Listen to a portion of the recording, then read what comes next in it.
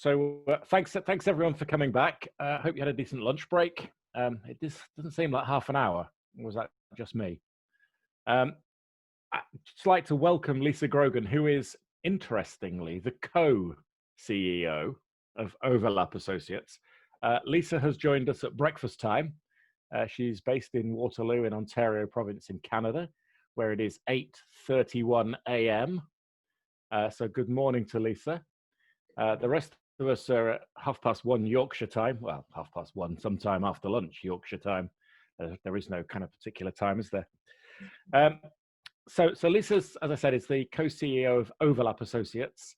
They are, quote unquote, global experts and leaders in human-centered design. I say global because they do operate globally now, and even in Yorkshire. I'll let Lisa kind of tell you the story, but I'll invite her to start by just talking about who Overlap are, what they do, and then maybe we'll kind of pan back through Lisa's career and work out why she is where she is. So Lisa, over to you. Welcome. Yeah, I'm really delighted to be here and really appreciate the opportunity to engage with this group. And some of you have been in touch on LinkedIn, so it's nice to sort of see faces and meet you, which is great. And so yeah, Overlap is we're a design strategy firm, and our area of practice is human-centered design. And so it's a company that I co-founded in 2011 with my business partner, Brock Hart. And we back in 2011, we really felt there was an opportunity to, especially in Canada where we started, to form a company that was really based around this practice of human-centered design. And we saw so many agencies and different kinds of firms tacking on this thing, design thinking, on a laundry list of stuff that they did. And we really felt, let's go at it and really start a different kind of company that is really focused on the customer, on the end user, on the patient, on the stakeholder, on the community, and really start a company that was based around, problem solving, especially complex problem solving, and really understanding, organizations that are trying to move the needle on something or trying to make some kind of transformation, working with them to understand, truly what problem are they trying to solve, and who are the people at the heart of that problem. And so human-centered design is really all about understanding, what people's experiences are, what their perceptions are, where there are gaps in their understanding, and really uncovering meaningful insights to then bring in a skill set as designers, and to bring in our experience as designers to then design better experiences, better patient experiences, better customer experiences, better strategies, better policies, better services. And that's, really what we've done for the last 8.5 years. And, we've really grown this company from two of us starting basically above a Boots store with some IKEA furniture to then building into the company that we have today. We've got our headquarters, as Russell says, are based in Waterloo, Canada, but we have opened an office in Leeds, and we have people on the ground in Leeds.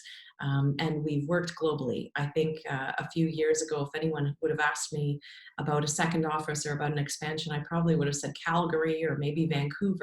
But I think the work that we've done, especially in the last 3 or 4 years, where we've been going out more and more outside of Canada, delivering work globally. We have a deep partnership with UNICEF, and we've sent teams out to far-flung places like Jakarta and Jordan, and we're in Geneva, and we go to New York, and obviously we're not traveling right now, we're doing everything virtually, but I think us being able to deliver this work in all these different places really helped to boost our confidence that we could do this beyond our Canadian borders, beyond our North American borders. We work a lot in the States as well. So so we've really expanded what we've done, and I think our focus, our really clear focus on the human-centered design approach has made us different from other companies that might kind of just tack it on and do it in a sprint style, or in a fast way, where we're really focused on doing it very meaningfully and authentically. So what's special about human-centered design? Isn't that what everybody does? Doesn't everybody think of the customer first and then try and build something around their needs? Well, you would think, and maybe with this group, it all comes naturally to people like us, entrepreneurs. Let's just talk to our customers. It is incredible to me, the organizations that we still go into where strategies are written, campaigns are developed in isolation. And it's incredible to me that people are still cautious or skeptical or scared even to speak to their stakeholders. I think it's always just come naturally in my career. I've always practiced human-centered design. I just didn't have a name for it. And so many people that come along, where it's intuitive, of course, before we go out with something, we're going to bring people into it. I think, it is just still surprising. And I think there are so many stories, in any kind of sector, whether you're a tech firm or whatever kind of organization that you are. I mean, our belief is let's co-design with people, not design for people. And if we bring people into the process early in the stage and we have constant feedback loops, when we go to market or when we, whatever it is that we're unveiling, we know it's going to land. We know it's going to resonate because we've had people along with us every step of the way. And I mean, there's so many different stories of, you know, fails, and money spent and time spent and, campaigns being launched and then just not landing. I mean, I think right now, in the state that we're in, I mean, even just if you look at, the and Boris Johnson on Sunday night presenting to the British public, presenting graphics that were a shambles. Clearly they had not been informed by anyone. They were done behind closed doors, and even just the communications that they didn't work. And I think even if you just quickly bring some people in, bring some different voices in, you're going to get it better. Okay, so that's interesting. So you said it's something that you've always done in your past career, but it maybe wasn't packaged as human-centered design. So what is your background? What got you to the point in 2011 where you started Overlap? Yeah, so I have a broad background in communications. I started my early career in television, actually working for our national broadcaster, CBC, on a comedy show. It was Canada's #1 rated comedy show. It was a great 5 years. I was 21 when I started, and I started as general assistant, getting coffee, doing anything, and I finished as an associate producer. And then I went on to freelance, and I went into the documentary world. And actually, that's how I met my husband, who's Yorkshire born. We met on a Canada-UK co-production, and he was the director, and he had to spend 3.5 months over here for the tax credit. And we met and fell in love, and I ended up moving over to Yorkshire. And so when I moved to Yorkshire for love, I decided to move away from telly, and look for something a little bit different. So I actually worked in Bradford at the big National Media Museum, and I was there for my duration of time. And at the museum, I started in fundraising. It was a really good fundraiser, and I think any entrepreneur, if you believe in what you're selling, you can sell anything. And I was a fundraiser, and then I eventually became communications director at that museum. And if any of you would remember, I don't know how many of you are local or would remember when it was the National Museum of Photography, Film, and Television. It was a mouthful. And so I was communications director, and I led the then rebrand to National Media Museum. And it was a huge, unprecedented, national museums. Yeah, it was one of my career highlights, because national museums don't just change their name. And again, when I was communications director of that museum, we had film festivals, we had photography exhibitions, we had all sorts of, wonderful programming. And again, Russell, to your point, doing what we do, I used to do this thing, I called them street teams. I would send our marketing team out. We would have film festival, creative concepts, and who knew it was going to work. I'd send our gang out just down into Centenary Square and just try these different concepts. Let's see what lands. And I was working in this way, and I didn't know it. It was just instinctive, before we go out with the big program and spend all this money on this stuff, let's just do some iterations. And I think it's different than focus groups. I mean, focus groups are your traditional agency style, corporate style. We've got something, we're going to bring people in, we're going to watch them from behind a glass wall and see how they respond to it, versus developing our creative concepts with the voice of the people as we go, and having that iterative process. And so, I've been in communications all my life. We moved back to Canada in 2008, and with my husband and two kids in tow, and then I have since had a third kid, and again worked in communications. Met my now co-founder, business partner. We met at a traditional design agency. He was the creative director, and I came in doing a lot of account direction. And the two of us, I've always been very entrepreneurial. I just never knew what exactly the business was going to be. And when we were starting to work together, the two of us went out to a pub, and over our first beer started talking about buying that business. And so from the get-go, he and I just clicked. We were like, he's brilliant. Those great working relationships that you have, you can come across them. And, from the very get-go, we really decided that we wanted to do something together. And again, we saw a gap in the market. Traditional marketing, the way Overlap was born, actually, it was after the 2008 market period, where there really was a huge slowdown, especially over here.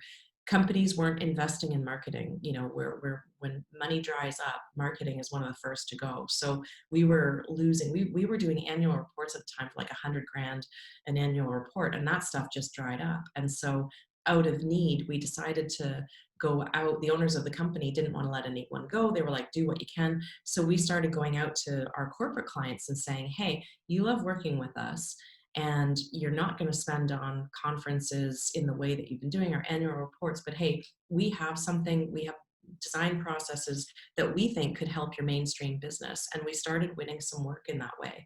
And after about a year and a half, the marketing dollars started to come back. And it was like we had two sides of this agency. There was the marketing side, and then there was this really interesting side that was focused on problem solving. And we didn't want to go back to doing brochures and conferences. So we decided to branch off and start our own company. And I do look back and I think, oh my God, I can't believe we did that. I was coming off of maternity leave. Brock's wife was pregnant. And you sort of think, holy moly, I can't believe. But at the same time, I'm so proud. And I think, like all of you, there's that gulp moment, and you just have to go after it if you're passionate about it. He sounds like a very brave man, with a pregnant wife and a partner who's just come back from maternity leave. How was that? How was the start of that? I mean, co-CEOs unusual in this country. The idea of the idea of partnerships is fine. It's one thing we're very familiar with, but a partnership of true equals is unusual, particularly where you're both listed as co-CEOs. So there's no implicit hierarchy. So a number of our sorry, I'm pointing upwards because on my screen they're above you. A number of our audience are in partnerships or joint ventures or have small teams. How's the human dynamic work?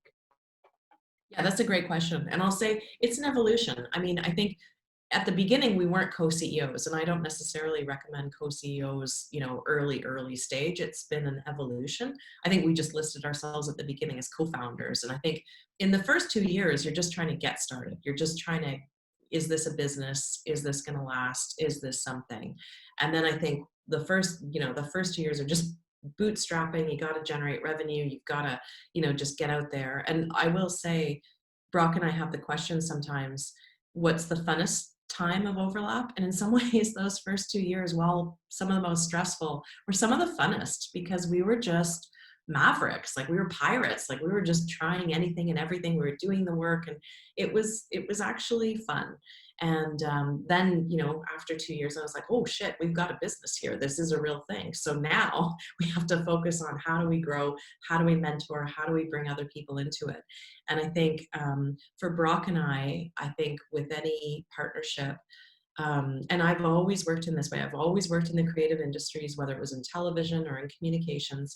So it's very natural to me, the idea of producer director. And it's very much the roles that Brock and I play. And I'm married to a director. At home, I'm the producer. He's the director. So it's Brock is, you know, if you will, our artistic director. So he's, if you think of a film festival, there's always an artistic director, and then there's usually a general manager or someone of that. So Brock and I have kind of play those roles, and we kind of really know where our strengths are. And I think in any partnership, it's really understanding, you know, who's playing what role, and so that, you know, you're playing to those strengths. And I think he's always been the creative visionary and pushing that creative vision of the company. You know, really, he's been very hands-on developing our human-centered design approaches, developing the team on delivery. I've been focused on money. You know, how are we going to generate revenue? You know, what markets are we going into? I kind of sometimes describe myself as the snowplow. I'm out ahead, way ahead. You know, the UK expansion, that's been all me. That's a new market. You know, there's new opportunity. So, you know, how can I go out and try to expand us while he's really working with the team on making sure that the quality's there, the delivery's there. And I think co-CEO is actually something fairly recent for us. Um, you know, in terms of, you know, just calling it out, because really we are playing, um, between the two of us, we are absolutely playing that role of CEO. And I love to divide and conquer. And I love having a co-founder, and especially, you know, when times are tough, you know, it's fantastic actually having a business partner. But it is the human side of it, Russell. You know, if for any of you in partnership, I mean, my husband hates it when people call it your work husband, but it is, you're in a massive relationship together, and you have to be able to work together, but you also have to take time to work on the relationship, and you have to take time away from the business, as hard as it is and as busy as everybody is. And we've had our ups and downs, and I think, but you know, we're strong. And right now, during a period of crisis, this is where we're strongest. You know, this is where we come together and we are at our best, and we are supportive of each other. And I think we have worked on our relationship a lot. And I will say, having advisors around us, we have a number of mentors and people that have been there, done that. We also have an advisor, that we pay on a monthly basis, and he takes time, and we've got scheduled, you know, sessions with our advisor. And you know, we call that the working on the business, not working in the business. And I think you need to be focused on today. You need to make sure that the machine is good. You also need to be focused on 2 years out. Like someone needs to be looking 2 years out, and really that's at that leadership level. So it's interesting. You talked about your first 2 years when you were Mavericks before you hit that kind of, oh shit, it's a business moment. Yeah. What mistakes? I mean, you come across as a very candid person. So what mistakes did you and Brock make in that first 2 years that you Uh, can reassure our audience that, you know, whilst they're making mistakes, and we all do. I mean, I've been in my business for 17 years and I still make mistakes, as yeah. Michelle will point out daily. So what were your learning points in that first 2 years? Yeah, and we continued to make mistakes. I mean, that's just part of it. I think the biggest thing for us, and probably for any business, growing business, is people. You know, and the team that you bring around you. And in the early days, we got noticed. Like we were doing something different, especially in our own community. People were noticing us, and we had some huge heavy hitters from our own community, you know, want to be part of Overlap. And I'll say I was a bit star-studded sometimes, that, you know, where we are in Waterloo region, it's called Silicon Valley of North. Blackberry, if you all remember your Blackberries, some of you might remember Blackberries. Blackberries were born in Waterloo region. And so, you know, that means over the last 20, 25 years, Waterloo region has developed into a real innovation center and a real entrepreneurial district. And we actually had a few BlackBerry executives in our early days. Like these were people that made loads of money. One woman, her house, she has her own airstrip at her house. Like these are people that did very well through BlackBerry and didn't need to work again. And we had a few of those heavy hitters, come and say, we want to be part of this. And so, again, star-studded, and I'd be like, oh my God, we're going to get these people. Well, they, BlackBerry had a terrible culture. BlackBerry had a really bullying culture. And with this one woman that we brought in part-time, but we were bringing her in to help us with our operations and to operationalize what we were doing. She'd come in, we had an open concept office. We had, really great people working for us at that point. And she'd come in and just yell at people and in an open concept office. And I remember we had to fire her. It was one of the hardest things we ever did. Like, she made one of our young guys, who's still with us, thankfully, she like launched on him, and it brought him to tears in the middle of our office. And I think when you start your own company, you have the ability to make the company you've always wanted to work for. Like, you can do that. Like, why don't we make a company that I would want to work for? And so I remember that was, with this woman, while I was star-studded that she would want to be part of us, it just wasn't a fit, and we had to fire her. And it was crazy that we, little old Lisa and Brock, were firing this woman who had done so well and had her own airstrip on her house. So I think people is the biggest thing. They always say hire slow, fire fast. I think the way that you bring people into your organization is really important. When it's your baby, there's a lot of trust. I mean, even our UK expansion, the people that I've engaged are people I worked with, 20 years ago, are people that I've known, who I really trust, who I know share our ethos, share our values. It's that stuff first, and the skill set is secondary for me. Can you do the job that we need you to do? It's kind of table stakes. Are you going to represent us? Are you going to help us build? Do you buy into our vision? That's first and foremost. And I think you can, I think you when you're bringing people in, you really have to be very, very mindful. One bad apple spoils the bunch.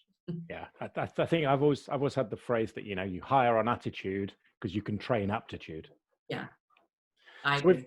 we've got a question from one of our audience, and I'll phrase it for her. I think it's a her. I think she's hiding behind somebody else's login details.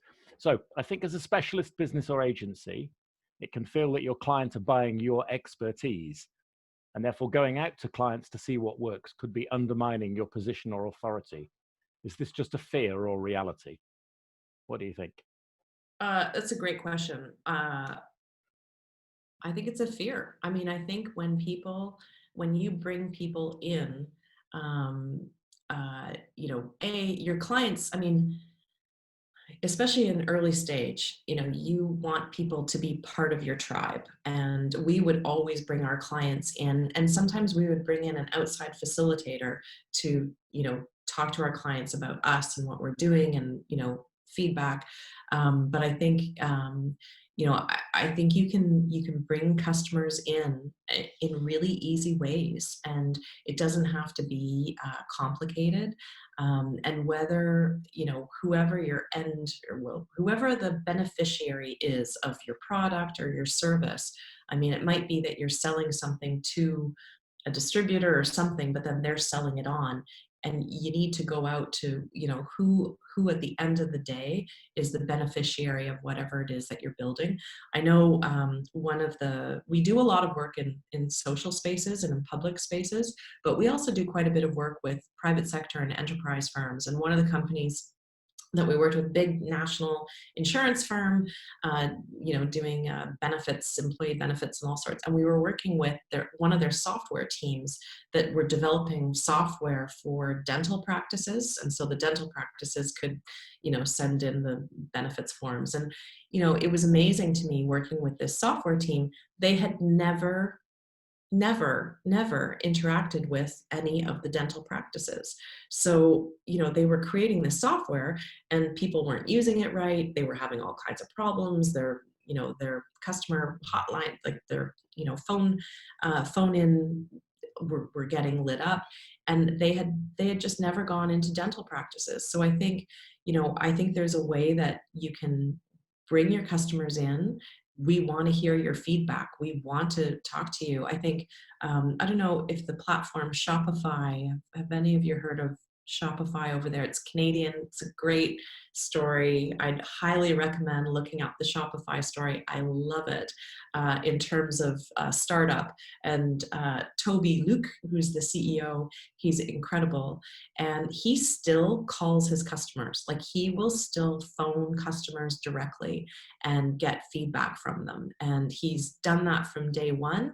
And now I think they have over 5,000 employees. I mean, man's a billionaire, and he is still focused on improving the customer experience, and the idea of, I want to phone people and I want to find out what's going on for them, and still having a pulse, even running this huge operation, still having a pulse. And I think any founder, they call it the founder mentality. I mean, we're all starting our businesses because we want to rattle the cages. We've got some passion, and I think none of us want to get too far away from our customers and what their needs are going ahead. Right. So another question from Lou. Actually, it's a series of questions embedded in one, but I'll read it. So, how was returning to work, or actually starting work, and growing a new concept with 2 kids and a new baby? Did you go back full time? Anything you learnt? And as a result, have you created a family-friendly place to work? Ooh, what a good question. Yes. It was hard, and it's still hard. I think, how do I want to answer that? I think, you know, I, I think, um,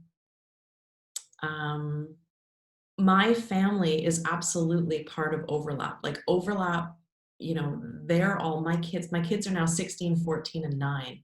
And, my 9-year-old, Overlap has been part of her life her entire life. And my 16-year-old, I bring her in, I show my kids our profit and loss statements. I bring them into all sorts of things.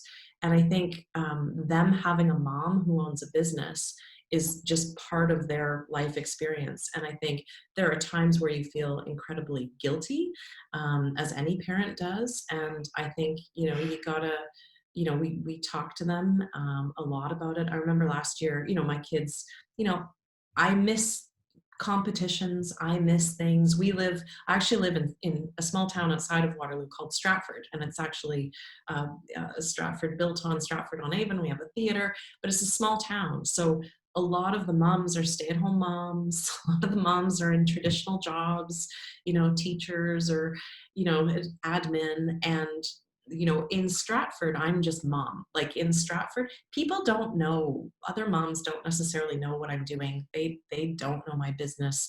And, in some ways that's okay. But I think with my kids, I'm not at everything that a lot of the other moms are always at.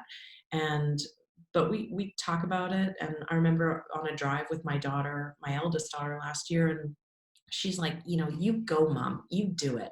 And I think the girls are proud of me. And, when my 9-year-old, when she was a 6-year-old coming home with sheets from school of what do you want to do? And she's like, I want to be CEO. I think, good, that's good.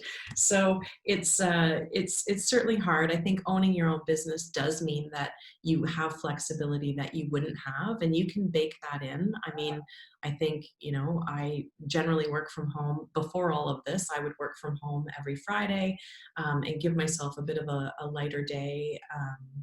And I think you just work in things, to be visible at the things that are important, and to be there. And my youngest comes up, and when she's coming and closing my laptop, I think, okay, maybe I need to just put this aside. And, but I think it's finding your way. And I have an incredibly supportive and loving husband.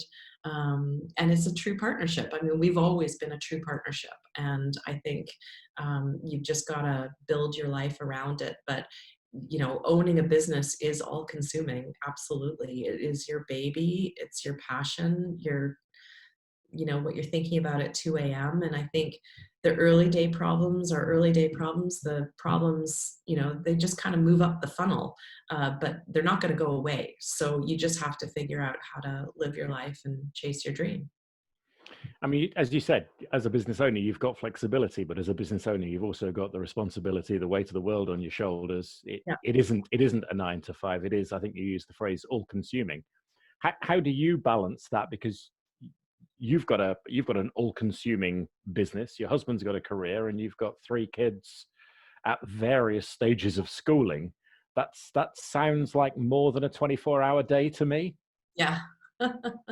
Yeah, I mean, and I can't say I've done it well. I mean, over the years, we've sort of figured it out, and I think you have to figure it out. I think for me, one of the biggest stress for me, and maybe this is more of a, I don't know, female thing. Um, Money has been the biggest stress for me, and there are times where if we don't get this check landed, we can't make payroll. And I think no, until you've stood in those shoes, like people can make comments, people can tell you all sorts of things. My parents were teachers. My parents did not take risks, and they don't have an understanding of this. They love me, they support me, all of that. They have no idea, you know. And I think until until you've had to make payroll, make those difficult decisions of, letting people go, or, all of that stuff. I think I think we are forging a difficult path. I have not made an easy decision for myself in this, but at the same time, I have no regrets, and I'm super proud of myself. And I suppose for coping, one of the best things that I've done and we've done is surround ourselves with mentors. And I think in a market like Leeds or Bradford, in Waterloo Region, it's not Toronto. You're not in London where you'd be swallowed up. I think, don't be afraid to ask. You can, like in Waterloo Region, in Leeds and Bradford, they're great entrepreneurs, and you can email them and ask to have a chat, and chances are they'll probably say yes. I think people are flattered, and I think going for a glass of wine, there are a number of women leaders in Waterloo Region who, maybe I get together with, once every year, a couple times a year. And, I love those meetings because people want to see you grow. And it's like at those meetings, they're like, okay, and now you're ready for this, and now you're at this stage. Okay, and now you're ready for this piece of advice. And so I think for me, probably building out that network of advisors has probably been the best thing I've done. And then also, when times are difficult, the number of people over the last 4 or 6 weeks that are reaching out to me, how are you doing? Is there anything I can do to help, while they're even dealing with their own stuff? I mean, it just is heartening, and it helps you carry on. So I think building out that network, and even your group, I mean, hopefully your group is a group that you will continue to support each other through. And who do you look up to? And just drop them a line. They'll probably say yes. That's great advice. So a couple more questions from the group, so I'm not hogging it all, but I'm not going to let them speak. So it's a really interesting question from Verity, who previously in the chat has said that she's in a great partnership like yours, and in their partnership, she is the Lisa. I take that as a hell of a plaudit. So how much have you needed to educate your potential clients on human-centered design? Do they find you based on that USP, or do they come to you for another reason, and then you've had to kind of train them? That is such a great question. No one comes to us for human-centered design. A little bit more these days, And we've always said it's difficult, like it is our process. But what we've always said is we're selling a vision. So, if you look at organizations, they've got money for legal, accounting, like they've got their budget lines. There is not a budget line really in any organization that is human-centered design. So we've always, especially in the early days, whatever kind of work we were going after, whether it's even a strat plan, we might be going after a more traditional kind of thing that they're trying to do. And what we've always said is we're selling a vision. So we're selling our process. We're going to get you that strat plan, but it's going to feel different. It's going to feel good because it's going to be informed by your staff, your community, your customers, and we're going to do this engagement that then is going to build you a strat plan that's going to, be long lasting. I think one of our very first wins, we were 6 months old we were at the time, you're just doing anything and everything. You're just whatever kind of work we can get. We just, do anything and everything. We were also putting in for tenders, and it's a little bit of a different process over here, but there was a big hospital, community hospital. 3 hospitals had merged into to form one organization. It's one of Canada's largest community hospitals. So they had put out a tender. They needed a new name, they needed a new strategy, and they had written within this some stuff around patient experience. We had no business as a 6-month-old tiny company going for this tender. We had no business going for it, but we had time.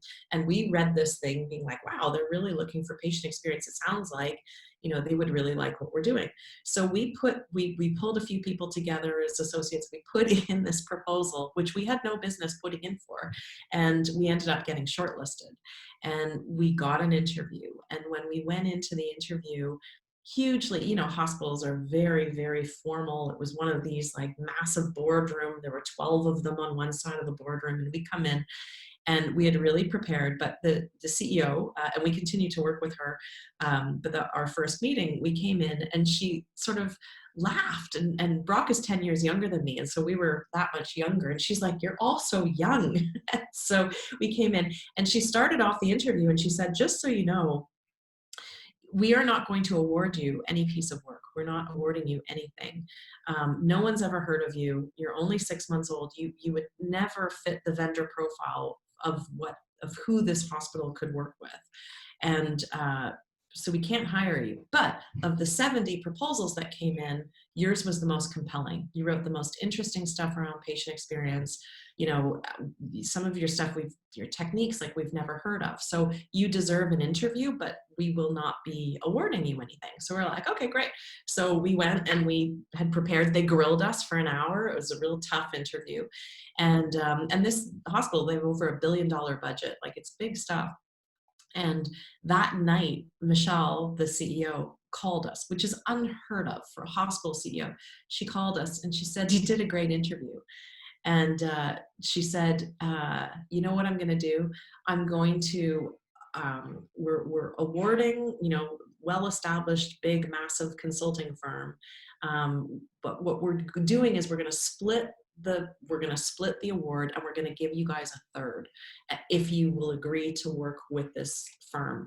And she said, we can't take a risk, but I'm making a leap of faith on you, and basically don't fuck it up. And so we went in, and it was wonderful. And from that point on, and actually we partnered with this much bigger firm, and we always described it as we were the jet ski to their cruise ship. And they loved working with us. We loved working with them. It could have gone horribly wrong. But we went on then together, then we started pitching for more hospital work together. And we won a whole bunch of hospital projects, and that's been part of our organic growth. But again, in the early days, I don't know if does that answer the question, but in the early days, I mean, I think people are, we're still seen as risky. I think in North America, human-centered design is becoming a little bit more mainstream. You're seeing in tenders that it's written in. I think in the UK, we even were having a conversation yesterday with our associates over there, and I think we need to focus on the outcome, really message, here's the outcome, and human-centered design is the process that we do it. It differentiates us, but really focus on the outcome versus if we start with human-centered design, people just gloss over. Okay, so another, sorry, excuse me, another question from Lou. You're now a team of 18, I think you said when we spoke before. So do you have flexible working conditions? Are you more of a? I guess it goes back to the family-friendly bit. Are you much more flexible than the large corporates? Yeah, I think so. I think, again, what kind of company do you want to work for? I mean, I think in the early days, it's easy to be, really super flexible and super loose. We have grown up as a company, and, we have systems and processes in place. We need to understand, billable hours and margins, and was that project actually profitable? I think, so we do have systems in place, but I mean, I think that we absolutely are very, family friendly. And, as we go back, what what is it, learning from today. I mean, our office used to be, people bring their dogs and pets in the office. I'd bring my girls in on any given day, and it's just kind of a fun environment. But I think right now we have to be very, very flexible.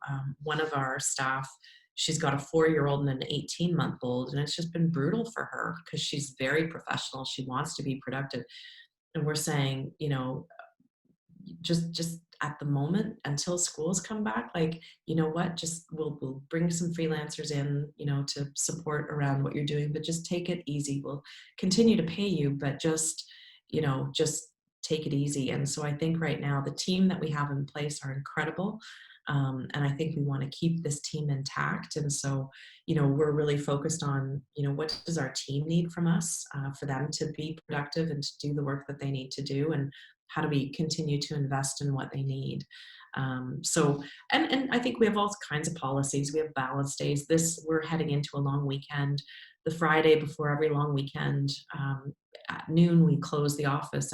We call it our balance days. People work, all kinds of hours. And, we just have a number of things that we put in place over the years together with the team to make sure that, we are giving a good environment. I think being based in an innovation center like Waterloo Region, where we've got so many tech firms. Google Canada has their headquarters just down the road from us. So in terms of recruitment and retention, we're also competing against those huge software companies. And Google, they bring in, catered everything.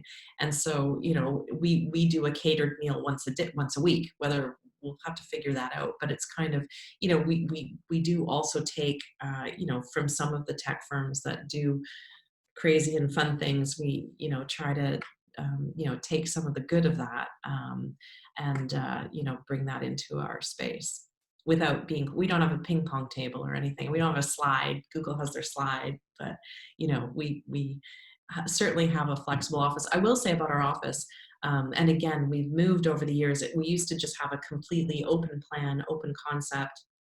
And then as we've expanded our office space in Canada at our flagship. We subscribe, Herman Miller, our furniture makers, and they have a philosophy that's called the living office. And so the way that we've set up our office is based around tasks, not people. So in our work, what are all the tasks that we have to do? We have a lot of Post-it notes. We do a lot of facilitations, and we're coming back and we've got 200 Post-it notes that we have to go through. And so our office has been set up.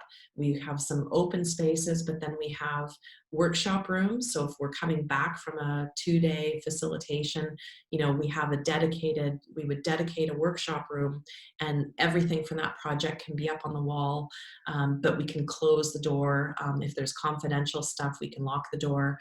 And so I think setting up the office for us, this living office concept has really played out well. And again, giving some people like a dedicated desk and want to come and have their photos and their tchotchkes on their desk, and they want that. Some people don't want a desk at all and want to be able to float around. So we've really planned our office around our people, but also really around the tasks and how we're doing the business. So your website's authentic then, because you've got a load of Post-it notes on your website, which and our website just noticed. We're relaunching our website shortly. I cringe. We're typical. It's like the busman's holiday or whatever. Like, I think, and my husband, who's in telly, he hardly watches telly, but he's in telly. It's that sort of thing. But we're about to relaunch our website. It will be much better, much improved from this one. Brilliant. Question from George, and this goes back to your previous answer about being engineered to partner with the large company for your first hospital contract. So did that large company say what specific aspects were regarding why they've loved working with you? Yeah, it was a huge company, and they had a big healthcare practice. And the lead consultant that we were partnered with, who has become an incredible friend, and he's since retired, but he is a close friend. He's been to my house, he's met my kids, and he was one of those typical, not typical, big time consultant, drove his Porsche convertible. He could go into any hospital in Ontario. Everybody knows him. Everybody loves him. He was healthcare, like with a capital H. And he would sit back And he would say, I can't do what you guys do, because we're not, people would say to us, we don't have medical doctors on the staff. We can work in healthcare because we're coming in with a process. Healthcare has all the subject matter expertise they need. They've got the doctors. Our job is to, you know, to surface insights from their staff, from the doctors, from their patients, from their families, from the community. And our job is to bring in a process that really does bubble up genuine new information and insights. And the big firm that we worked with, they were healthcare consultants, and they just didn't do at all what they did. And I think it could have gone terribly wrong if they had just poo-pooed it and, oh God, post-it notes and blah, blah, blah. But they really, the beauty of this very, very experienced and established consultant was, once we started working together, and who knows what he thought when he was partnered with us. But the fact was that he saw the value early days, and then he became one of our biggest champions. And we would go into pitches. I loved pitching with him, like when we would be shortlisted, and he would, they knew him and they wanted the healthcare. They wanted, they sort of wanted one foot in safety net, and they also wanted one foot in different and innovative and fresh. Great answer. So, Waterloo, the Silicon Valley of the North, Leeds. Why Leeds? Great. Okay, so very natural for me, but I think a few years ago we started thinking, Brock and I, we've always been very aspirational, and again, thinking about where would we want to open a second office. We do a lot of work out west, and we will probably open an office out west, but we do work in the States. States is right on our border, but right now it's very difficult. The States, we figured out the States wasn't the place. Oh, there's a little one. The States, we have one very large client down in the States that we do a lot of work with, and we've done a lot of work with over the years, but getting our people over the border is incredibly difficult. And we've spent thousands of dollars on visas so that they can get over the border. But honestly, we're vulnerable. When people are crossing the border, if any of those US border agents think that we might be stealing US jobs, they turn people back. So the way we deliver work in the States is sprint style. We always send a team, they'll go down, spend a week, and then come back. So we didn't want to open in the States. And I had gone on a workshop with our Canadian Global Affairs, and the advice for Canadian companies has been and continues to be, are there, Commonwealth countries. Commonwealth countries are a natural place for Canadian businesses to expand into. And, the question at the time was, are there any Commonwealth countries where you have some market intelligence and where you have some connections? And so the UK, having lived there, the penny started to drop. And then I think West Yorkshire, was my home base. I loved it. And again, Waterloo, we're in a mid-market. We're not in Toronto. We do a lot of work with Toronto, but I think mid-markets are really interesting because, again, you can email people, you can get hold of people. And so we really started exploring West Yorkshire, and the expansion was with what we do land here.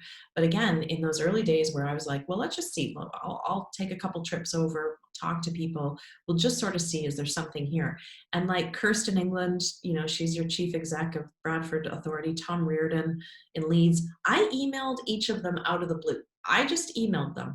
And both of them within an hour emailed me back and, saying, hey, we're looking at expanding. We'd love to come and meet with you. And, that for me is a huge symbol. And I'm not a manufacturing plant coming and saying I'm going to create 1,000 jobs. I'm like a little small business saying we want to expand. And, I think, with those early interactions and support and enthusiasm, it became more and more of a real interest that, we could do something here. So I love mid-markets. I think Leeds and Bradford has a lot of similarities to here, Waterloo region. Last summer, actually, a couple of, there was a small delegation that actually came over here from Leeds. Martin Stowe, who's the director of Nexus, which is where we're based at University of Leeds, he and a couple people from the city council came and spent time touring accelerator centers in Toronto, but they came and they spent a day with us in Waterloo. We hosted a roundtable. We brought 25 CEOs together from private sector and public sector to share with the Leeds folks, here's what has been created over the last 25 years in our community. Here are the accelerator centers that have been running for decades. And, I think, who knows? I think there's something really interesting happening between Waterloo region and, I'll say, Leeds, Bradford. And, I sort of think also as business leaders, like, you're trying to build your business and you need to generate revenue, and that's your first and foremost. But if you can also convene people and bring people together, and you're at the center of that, I think it also builds a lot of goodwill. If you can be trusted advisors to folks beyond, revenue generating, I think that that's a good space. Great stuff. So a question from Chris, who's one of our pre-starts. And I guess there's the driver behind it is he wants to steal some of your ideas. What was the thinking behind the name Overlap? Or did it just come from the wall of Post-it notes? It actually came after a pre-overlap. Brock and we were in Montreal, which is a great city. And it's one of these cities where they have different rules in Quebec, and they have restaurants that you can bring your own wine to. And so it was over a meal. We started with one bottle of wine, and then we kept on having to run out and bring back more bottles of wine. And I think we polished off 3 maybe. And Overlap came out of that. And the restaurant, it was an Afghanistan restaurant, the Khyber Pass. We still remember it. And we mapped out Overlap, over that. And the name Overlap really was about, seeing organizations and people work in silos. And we really wanted to be seen as, how do we bring people together and, drive people in a different way. And Overlap it just kind of came. Great answer. So last question for me. I'm very conscious of time, and I have literally no idea where the last 55 minutes went, which I think is a really good thing. So you've been around now for 8-9 years. Yeah. You're up to 18 people. You're multinational. You're trading over the world. What keeps you awake at night now? Well, I think cash flow always, right? And especially right now. I mean, I think we had built up ourselves a little bit of a war chest. I think you always want to keep money in your business. Like, you don't want to take money, you want to invest, reinvest. We've always invested in our people. And I think, I sort of have always wondered, will I ever not worry about cash flow? I don't know. I think as business owners, you've got to be, one of my advisors, I remember, always said, know every penny. Just, it's still your business. And I think that as you grow, you still want to, really understand, your positioning. I think the reality is the money worry. Every business owner I talk to, it's still the first thing you think about are, how are we doing? And I think really working closely, we have a great CFO, and working very closely on, different scenario planning and, really managing that is important. But you also have to take risk. And I think for me, having a business partner, that's been helpful, where I might be a little bit more cautious. He's like the risk taker. And then somehow, you sort of meet in the middle. I think, you need to get financing, you need to ask for money. When you have money, get more money. Like, if you have money, get a bigger line of credit. Like, I think you got to put certain things in place when things are good, so that you've got strategies to weather through when things aren't as good, or, the natural evolution.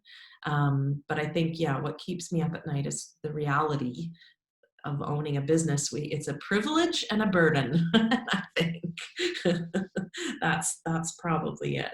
But I don't think I wake up at 2 a.m. with the tight squeeze in my throat as much as I did in the early days. So it does level. It does level off. I can echo that. So we're nowhere near as successful. We're certainly not multinational, and we're not up to 18. But we've been running for 17 years. I don't wake up at 2 a.m. sweating about anything. But the first thing I do before I get out of bed is I'll log on to the online bank account, the business bank account, and say, right, who's paid us today? Yeah. We paid today. What's our cash flow position? Yeah. And online banking is the best thing that's ever happened. Yeah. Yeah. Simply for that reason. So, do any of our audience have any final questions? They've actually been really well behaved today, Lisa. I don't know what you've done. They've asked their questions through the system, which is great. Yeah, and I have been reading the chat just not to be distracted. Yeah, that's fine. Yeah, Amy wants you back. Great. Lou's got a business girl crush on you. Oh, great. Well, and I'm happy. If any of you want to connect with me, I'm happy to do one-on-one chats. And, the hope, this was meant to be in person, obviously. It was. And so we'll look forward to the day that it can be in person, but I'm happy to, chat with anyone and everyone and learn more about your businesses. I can send you a video that shows you all about the businesses. Great. That'd be great. So we recorded them all doing a little 2-minute introductory pitch at the start. In fact, it might be better if we send you the end one, which is their kind of post 10-week pitch, because I suspect a lot of them will have pivoted their businesses in some shape or form. Yeah. And hopefully be more positive, more polished, and more front foot. Yeah. Great. It's really good. It's been absolutely fantastic. On behalf of the whole gang, thank you very much. It's been a real pleasure.